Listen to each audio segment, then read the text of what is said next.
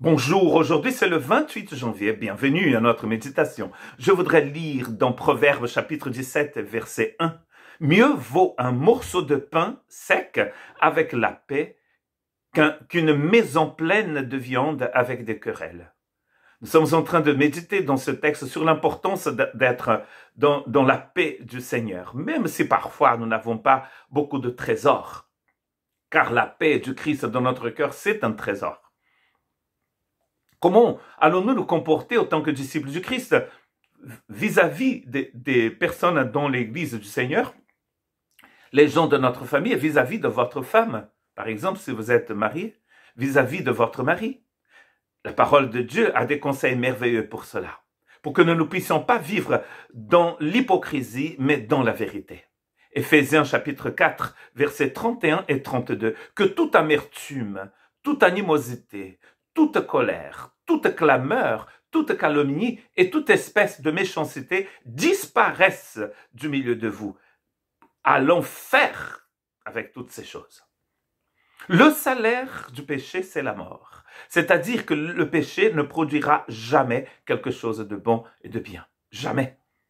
Soyez bons, dit le verset 32, les uns envers les autres, compatissants, vous pardonnant réciproquement comme Dieu vous a pardonné en Christ Jésus. Ce que Dieu vous demande de vous, c'est ce qu'il a déjà fait pour vous.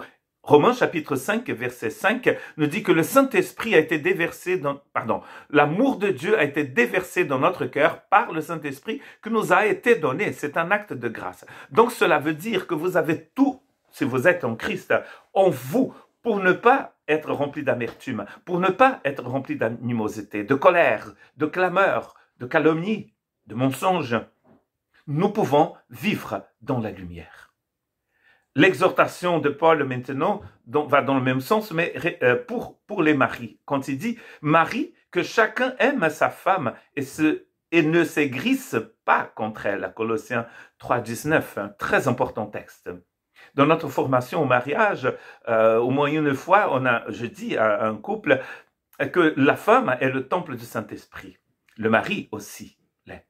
Est-ce qu'on peut battre, frapper, crier au temple du Saint-Esprit?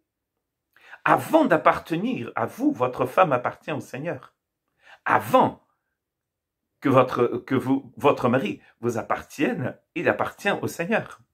Si vous avez fait une alliance avec Jésus, vous appartenez d'abord à Jésus.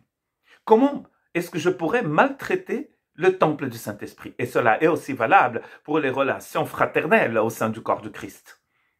Nous ne devions pas, en tout cas, porter atteinte au temple du Saint-Esprit. Le frère et la sœur dans le corps du Christ ne vous appartiennent pas. Ils appartiennent d'abord au Seigneur. Il faut que nous prenions donc soin de ce temple du Saint-Esprit.